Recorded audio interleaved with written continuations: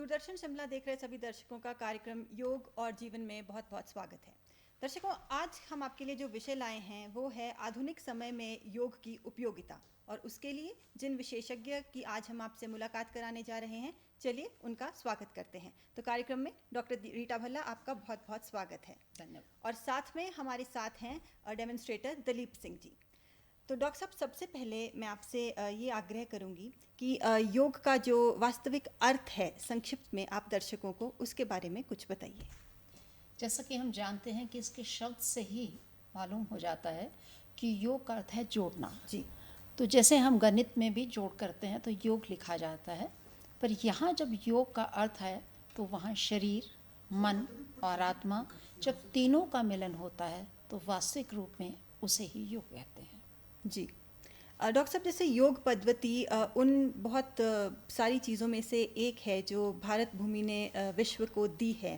तो इसका जो इतिहास है, थोड़ा ये ओरिजिनेट कैसे हुआ और किन कारणों की वजह से योग का ओरिजिन हुआ, इसके बारे में कुछ दर्शकों को बताइए।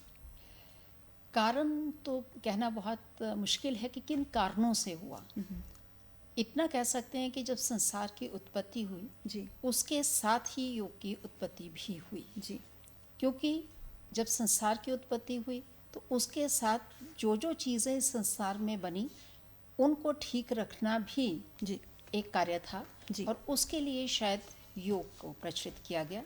जी, और ये योग केवल आज नहीं, वेदों से, उपनिषद से, गीता से, रामायण से होता हुआ आज यहाँ पहुँचा है। पहले ये लुप्त ज़रूर हो गया था, बीच में पहले बहुत था, ऋषि मुनि से करते थे, परंतु फिर वो लुप्त हो गया। फिर श्री कृष्ण ने गीता में इसको पुनः जागृत किया और जिसके बाद से ये अब प्रचलित होता चला जा रहा है। फिर स्वामी विवेकानंद में आया और स्वामी अरविंद ने किया, उसके बाद ये आज इस स्थिति में पहुंच गया है। जी। डॉक्टर रीटा, जैसे योग शब्द से ही हम समझ सकते हैं, योग मीन्स जुड़ना या यूनियन, योग जैसे एडिशन भी कहते हैं। तो ये किस चीज़ के जुड़ने की या यूनियन की बात इसमें की जाती है, इसके बारे में थोड़ा बताइए। जो इसका शाब्दिक अर्थ है, मतलब लिटरल जो मीनिंग है, थोड़ा अगर हम योग को उस दृष्टिकोण से समझ सकें। मैं पहले भी बता चुकी हूँ कि शरीर, मन और आत्मा जी। तीनों को मिलन को कहा गया है। जी। हालांकि कुछ उपनिषदों में इसकी परिभाषा विभिन्न भी दी गई है। उन्होंने इंद्रियों को, मन और बुद्धि को मिलने की बात को योग कहा है। और स्वामी पतंजल ऋषि ने जो है, उन्होंने चित्त की वृत्तियों के निरोध को योग कहा है।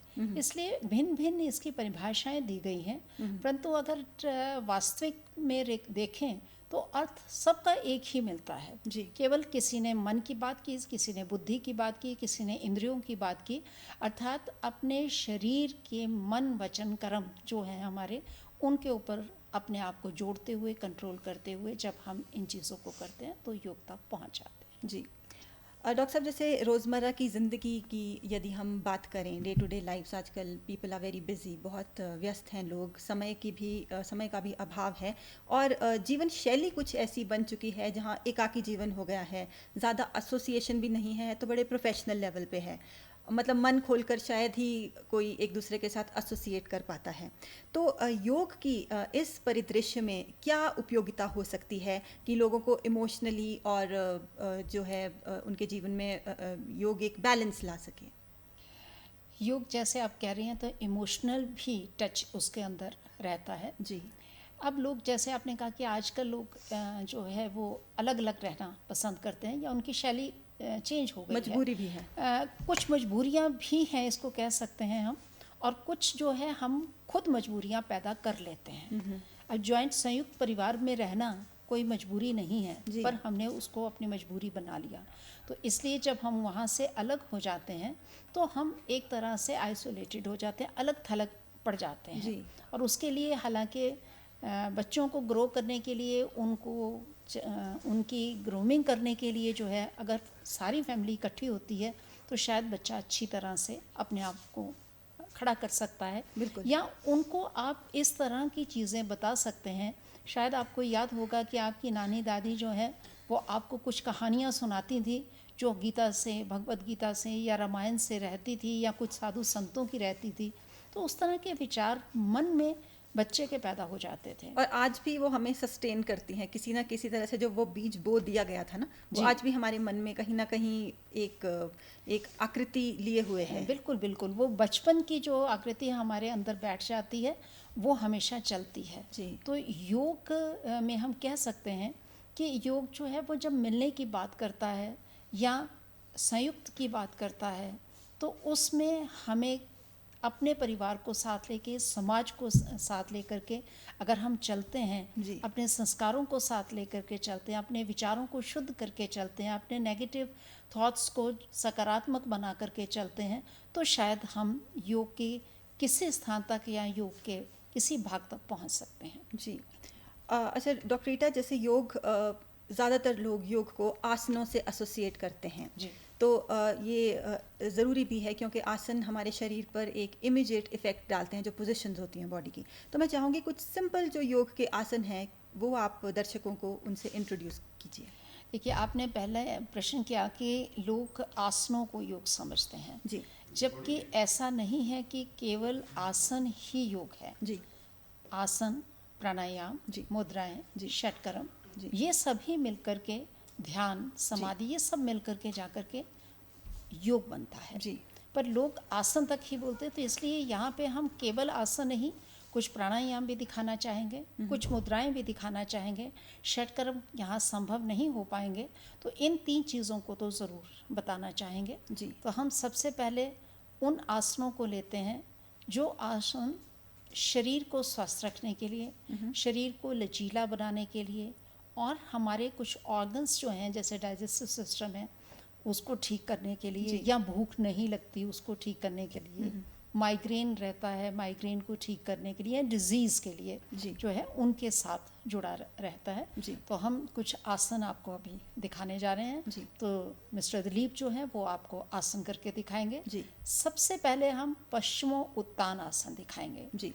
पश्चिमो उत्तान आसन वो आसन है जो बॉडी को फ्लेक्सिबल करने के लिए है, जी। जो शरीर के पिछले भाग पे प्रेशर डालने के लिए है। जी। इसमें जैसे नीचे झुकते हैं तो सांस को छोड़ते हुए नीचे की तरफ जाते हैं, सांस का ध्यान ज़रूरी रखना है। जी। ये हम उस स्थिति में दिखा रहे हैं कि जो आम व्यक्ति है जिसकी बॉडी फ्लेक्सिबल नहीं है, अगर वो इस स्थिति में भी पश्चिमोत्तान करता है, सिर उसका घुटने को नहीं भी लगता तो भी उसको फ़ायदा रहता है। जी। तो पश्चिम भाग जो है वो पीठ का है, वापस आ जाएं आप, और सांस को लेते हुए ये वापस आएंगे।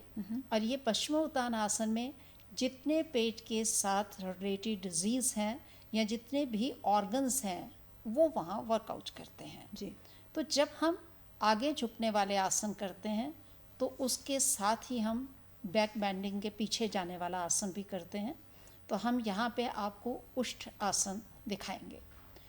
उष्ठ ऊँट को वैसे बोलते हैं, और इसमें स्थिति जो है वो उस प्रकार की हो जाती है कि पानी जैसे ऊँट जो है वो बहुत देर तक पानी पीकर रह सकता है, अपने अंदर रखता है, इस तरह की स्थिति में भी ऐसा ही रहता है।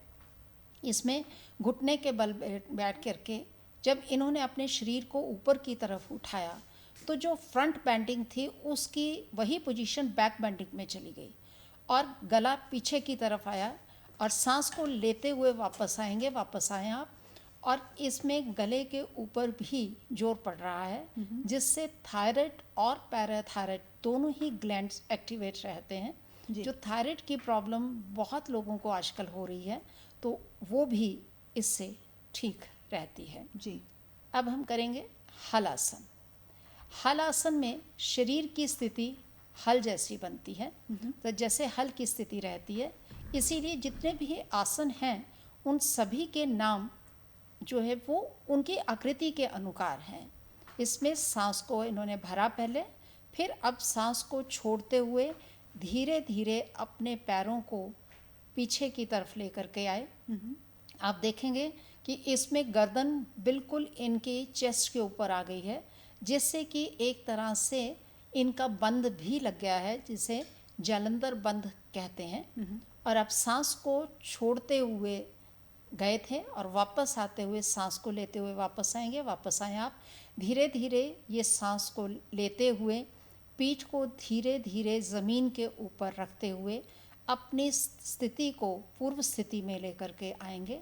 और इसमें भी पेट के साथ संबंधित डिजीज़, हालांकि शैटिका नर्व के लिए ये बहुत ज़्यादा अच्छा आसन रहा है जी। और इनको भी करना चाहिए, और जिससे कि शरीर के अंदर की और बाहर की दोनों ही प्रक्रियाएं जो है वो पूर्ण होती हैं। जी। जैसे लेट करके करने वाले आसन हैं, कुछ बैठ करके करने वाले आसन हैं। इसी तरह से लेटे रहें। इसमें अब सर्वांग आसन करेंगे। सर्वांग आसन में सर्व अंग, इसमें सभी अंग जो हैं वो अपना लाभ देते हैं, इसलिए शीर्ष आसन नहीं करना चाहिए जब तक कि आपको पूरी तरह से वो नहीं आता, क्योंकि शीर्ष आसन के जितने फ़ायदे हैं उतने ही नुकसान भी हैं। तो ये उतना ही फ़ायदा देता है जितना शीर्ष आसन देता है। धीरे धीरे वापस आएंगे। तो जब वापस आएंगे पैरों को पीछे की तरफ लाएंगे और पीठ को धीरे धीरे नीचे की तरफ, और ध्यान रहे कि इसमें पीठ में झटका नहीं लगना चाहिए। ठोड़ी को ऊपर की तरफ करते जाएंगे जिससे कि आपकी बैलेंस जो है वो ठीक हो जाता है। तो इस तरह से बैठने वाले कुछ आसन थे, ये कुछ मैंने लेट करके करने वाले आसन दिखाए जी। इसी तरह कुछ आसन बैलेंसिंग आसन है जिसमें आप खड़े होंगे और कोण आसन करेंगे। सबसे पहले कोण आसन खड़े होकर के किया जाता है और शरीर को बैलेंस करने के लिए है, जिससे कि हमारे नर्व्स का बैलेंस भी होता है। स्टार्ट करें। इसमें एक तरफ को शरीर को झुकाते हुए जा रहे हैं और अपना हाथ पैर के पास ला रहे हैं, और जैसे ही ये नीचे की तरफ झुके तो इन्होंने सांस को निकाला जी। और जैसे जैसे वापस आएं तो सांस को भरते हुए वापस आएंगे। जो आसन एक तरफ से किया जाता है वो आसन दूसरी तरफ से भी किया जाता है, क्योंकि अदरवाइज़ एक तरफ अनबैलेंस हो जाएगी शरीर का, तो इसलिए ये दोनों ही स्थितियों में किया जाता है। जी। तो ये कोण आसन हमारी कमर के लिए, मोटापे के लिए, पीठ की हड्डी के लिए, शरीर के बैलेंस के लिए वापस आएंगे, घुटने के लिए और टांगों के लिए, सभी के लिए फ़ायदेमंद है। जी। एक आसन और खड़े होकर के करेंगे। आप गरुड़ आसन करेंगे। गरुड़ पक्षी है और इसमें स्थिति शरीर की पक्षी जैसी ही रहती है। तो इसमें हाथों को ट्विस्ट करेंगे और फिर थोड़ा सा अगर नीचे झुक जाना चाहें तो थोड़ा सा झुक सकते हैं। ये पहली स्टेज में पैर को पीछे इस तरह से लगाया जाता है और दूसरी स्टेज में आप अपने पैर को बांध भी सकते हैं पीछे से, जिससे कि आप बैलेंस अच्छी तरह से बना पाते हैं। पर स्टार्टिंग में इस तरह से करें तो ज़्यादा फ़ायदेमंद रहता है। वापस आएंगे। इसमें जॉइंट्स के लिए ये फ़ायदेमंद है। घुटने के जॉइंट्स, एंकल के जॉइंट्स, अपने कंधे के जॉइंट्स बैठ जाएं और कोहनी के जॉइंट्स, सभी जॉइंट्स जो है ये फ़ायदेमंद रहता है। जी। तो ये मैंने कुछ आसन आपको दिखाए कि ये आसन हमारे को करने चाहिए। जी। और उसके साथ ही हम कुछ प्राणायाम भी आपको दिखाना चाहेंगे, क्योंकि प्राणायाम जो है आज की स्थिति जो है, या अब सर्दी का मौसम है जी। तो सर्दी में ठंड ज़्यादा लगती है। अपने शरीर के तापमान को ठंड के साथ मिलाने के लिए कुछ प्राणायाम किए जाते हैं। उनमें से सबसे पहला प्राणायाम है सूर्य भेदी प्राणायाम। सूर्य भेदी प्राणायाम में सूर्य नाड़ी, हमारी राइट नॉस्ट्रल सूर्य नाड़ी है, या राइट तरफ जो है जिसे पिंगला नाड़ी भी कहते हैं, इसमें धीरे धीरे सांस का पूरक करेंगे और पूरक करते हुए हम बिल्कुल अपने पेट को फुला लेंगे, क्योंकि डायफ्राम इससे नीचे चला जाएगा। उसके बाद जलंधर बंद लगाएंगे। जब प्राणायाम करेंगे तो जलंधर बंद लगाएंगे और जितनी देर सांस को रोक सकते हैं उतनी देर रोक के रखेंगे। जी। अब वापस आएंगे, जलंधर बंद खोलें, धीरे धीरे ठोड़ी को ऊपर लाएंगे और दूसरे नॉस्ट्रल से, लेफ्ट नॉस्ट्रल से सांस का रेचक करेंगे। तो सूर्य नाड़ी राइट नॉस्ट्रल और चंद्र नाड़ी लेफ्ट नॉस्ट्रल, पिंगला और नाड़ी और ईड़ा नाड़ी भी से कहते हैं। सूर्य नाड़ी से स्पष्ट हो जाता है कि ये गर्म नाड़ी है, तो इसलिए शरीर को गर्माहट देने के लिए इसमें को किया जाता है। इसके साथ ही भस्त्रिका प्राणायाम करेंगे। भस्त्रिका प्राणायाम भी शरीर को गर्म करने के लिए आप अपना स्टार्ट कर दें दुलीप। और इसमें धीरे धीरे धौंकनी के समान पेट को अंदर बाहर करते हैं, सांस को लेते हैं और छोड़ते हैं जी। और जब हम इसको प्राणायाम की स्थिति में लेकर के आते हैं तो लंबा सांस लेकर के जलंधर बंद लगाया जाता है जी। और इससे डाइजेस्टिव सिस्टम के लिए भी ठीक है। ये जठराग्नि के लिए, जिन लोगों को भूख कम लगती है उनके लिए भी ठीक है। सर्दी जिनको ज़्यादा लगती है उनके लिए भी ठीक है। इसमें सांस को यथासंभव ही रोकना है और छोड़ दें, धीरे धीरे जलंधर बंद छोड़ेंगे और इसमें दोनों नॉस्ट्रल से ही हम सांस को निकालते हैं। कई किताबों में एक नॉस्ट्रल में निकालने की बात भी कही गई है कि राइट से निकालें या लेफ्ट से निकालें, पर अगर दोनों नॉस्ट्रल से भी निकालते हैं तो भी वो फ़ायदा देता है जी। तो मैं केवल 2 ही प्राणायाम यहाँ दिखा रही हूँ आपको। ये दोनों ही प्राणायाम गर्म प्राणायाम हैं। एक कपालभाति की बहुत सारी चर्चा होती है, टीवी पे बहुत दिखाया जाता है, तो लोगों को भ्रम ना हो इसलिए मैं कपालभाति भी ज़रूर दिखाना चाहूँगी। कपालभाति और भस्त्रिका प्राणायाम में अंतर है, तो वहाँ पे लोग गलती करते हैं। कपालभाति आप शुरू करें।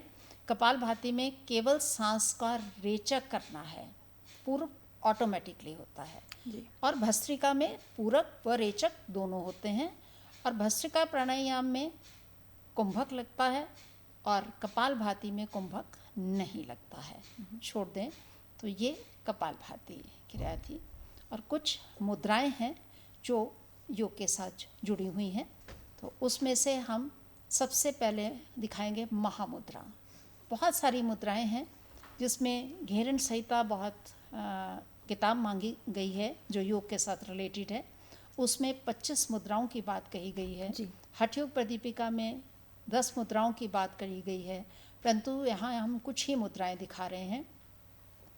पश्चिमोत्तानासन में सिर को हम लगाते हैं घुटने के साथ, परंतु यहाँ पे सिर को घुटने के साथ नहीं लगाया जाता और रोका जाता है सांस को, फिर छोड़ दिया जाता है। तो ये महामुद्रा थी जो हम दिखा रहे थे। वापस आएंगे धीरे धीरे और इसके साथ मैं केवल एक ही मुद्रा हाथ के साथ दिखाना चाहूँगी जी। क्योंकि सूर्य की बात जब हम कर रहे हैं या गर्मी की बात कर रहे हैं जी। तो एक सूर्य मुद्रा है। जो लोग इन आसनों के रूप की जो मुद्राएं हैं उनको नहीं कर पाते वो इसे कर सकते हैं। सूर्य मुद्राएं करेंगे। जो हमारी मिडल फिंगर है, मिडल फिंगर को अपने अंगूठे से दबाएंगे और आँख को बंद करेंगे क्योंकि वो सूर्य का स्थान है, वहाँ सूर्य नाड़ी है और जैसे ही उसके ऊपर दबाव पड़ता है तो वो सारे फ़ायदे या लाभ मिलते हैं जो गर्मी को पैदा करते हैं, जो जठराग्नि को पैदा करते हैं। धीरे धीरे छोड़ देंगे। हाँ, इतना ध्यान रखने की बात है कि जो गर्म प्राणायाम है या गर्म मुद्राएं हैं उन्हें जिनको हाई ब्लड प्रेशर है वो इसे ना करें जी। तो ये थोड़े से हमने आपको मुद्राएं, प्राणायाम और आसन दिखाए। जी। डॉक्टर साहब, जैसे आप हमने देखा कि बड़ी टेक्निक स्पेसिफिक हैं ये मुद्राएं, तो अगर थोड़ी बहुत जो नए सीख रहे होते हैं लोग उनसे गलती हो जाती है, 19-20 हो जाता है, तो कोई इससे नुकसान तो नहीं है? देखिए, अगर कोई भी चीज़ हम गलत करते हैं उसका नुकसान ज़रूर होता है। अगर हम गलत आहार लेते हैं तो भी नुकसान होता है जी। और अगर हम योग के एक्सरसाइज गलत करते हैं, प्राणायाम गलत करते हैं, होता है नुकसान। जी। ऐसा नहीं कि नुकसान नहीं होता। हाँ, ये है कि इसीलिए ये कहा गया है कि जब योग करें तो किसी की रेख देख में करें, जी। जिसको आता हो उसके सामने देख कर करें। टीवी पे देख के या किताबों को पढ़ करके योग ना करें। हाँ, इतना अवश्य है कि जब स्टार्ट करते हैं तो कई बार ऐसा लगता है कि टीवी पर देख करके लोगों के मन को लगता है चलो करके देख लेते हैं जी। तो उसमें अगर थोड़ा बहुत 19-20 होता है तो फ़ायदे, ज़्यादा नुकसान नहीं होता। पर अगर उसे परलॉन्ग करते हुए गलत करते रहते हैं तो वो नुकसान होता है। जी। जैसे कपालभाति की बात थी, तो अगर कपालभाति 10 मिनट से ज़्यादा की जाती है तो जी। वो नुकसान देती है। जी। जबकि ऐसा कहा गया है कि कपालभाति से शरीर पतला होता है, तो लोगों को लगता है कि कपालभाति ज़्यादा देर कर ले हम पतले हो जाएंगे, बट वो नुकसान देती है। जी। डॉक्टर साहब, जैसे कोविड का अभी प्रकोप भी चल रहा है, तो इसके कॉन्टेक्स्ट में योग को किस तरह से यूज़ किया जा सकता है? देखिए, योग केवल आसन प्राणायाम तक ही नहीं है, आहार की बात भी योग में आती जी। है। तो मैं यहाँ पे साथ साथ आहार की बात भी करूँगी कि सबसे पहली बात है कि जब कोविड का हो या बिना कोविड का टाइम हो, सभी में आहार का ध्यान रखना चाहिए। जी। पर कोविड में ज़्यादा ध्यान रखने की ज़रूरत है, क्योंकि इम्यून सिस्टम को बढ़ाने की बात कही गई है। आपने बार बार सुना होगा कि कोविड में कहा जाता था कि हल्दी लें, लौंग लें, इलायची लें, जायफल लें। तो ये सारी चीज़ें इम्यून सिस्टम को बढ़ाने वाली हैं। जी। आप देखिए कि आश्चर्य की बात है कि भारत वर्ष की जनसंख्या बहुत ज़्यादा है और अन्य देशों की जनसंख्या के मुकाबले में, जी। पर फिर भी हमारे यहाँ पे प्रकोप हुआ इसका, पर नुकसान इतना नहीं हुआ जितना दूसरे विदेशों में हुआ जी। है। तो उसका ज़्यादातर कारण यही था कि हमारा आहार उस तरह का है, इसलिए उसकी बात कही गई थी। जी। और इसमें जब हम इस तरह का आहार लेते हैं तो भी फ़ायदा करता है जी। वो, और आसन और प्राणायाम जब करते हैं तो भी कोविड में वो फ़ायदा करता ही है। इम्यून सिस्टम भी बढ़ता है, जैसे मैंने पहले भी बताया। इच्छा शक्ति बढ़ती है, जब इच्छा शक्ति बढ़ेगी तो ही आप अपने आप को सेफ भी रख सकते हैं। जी। डॉक्टर साहब, अगर सीनियर सिटीजन्स के कॉन्टेक्स्ट में योग की बात की जाए, बढ़ती उम्र के साथ शरीर का लचीलापन भी कम हो जाता है, हड्डियां भी कमज़ोर हो जाती हैं, मानसिक क्षमताएं भी कम हो जाती हैं। जी। तो योग की कुछ ऐसी मुद्राएं या कोई ऐसी टेक्निक्स हैं जो विशेषकर बुज़ुर्ग लोग यूज़ कर सकते हैं अपनी लाइफ को मैनेज करने के लिए? हाँ, जैसा आपने कहा कि इन स्थिति में बहुत सारी चीज़ें रहती हैं, लचीलापन नहीं भी रहता, तो उसके लिए हमें बहुत सारी चीज़ों का ध्यान रखना पड़ता है। और उनके साथ साथ ही आसन भी हमें बहुत लाइट आसन करने होते हैं। जी। और वो मैं चाहूँगी कि वो यहाँ दिखा करके अगर हम दिखाते हैं तो बहुत नुकसान हो सकता है। जी। तो इसलिए वो किसी के सामने ही करने चाहिए। जी। वरना सिंपल ब्रीदिंग टेक्निक्स जो होती हैं या हाँ, वो एक नॉस्ट्रल से सांस लें, दूसरे नॉस्ट्रल से निकाल दें, और दूसरे से लें और दूसरे से निकाल दें, अपोजिट से निकालते रहें, तो वो उनको फ़ायदा रहता है। और हल्का व्यायाम करें, सिंपल। हाँ, हल्का व्यायाम कर सकते हैं, सूक्ष्म व्यायाम उनको करना चाहिए। जी। जी। डॉक्टर रीटा, आप कार्यक्रम में आई और आपने योग संबंधी हमारे दर्शकों को बहुत महत्वपूर्ण और ज्ञानवर्धक जानकारी दी। इसके लिए हम सब आपके आभारी हैं। धन्यवाद।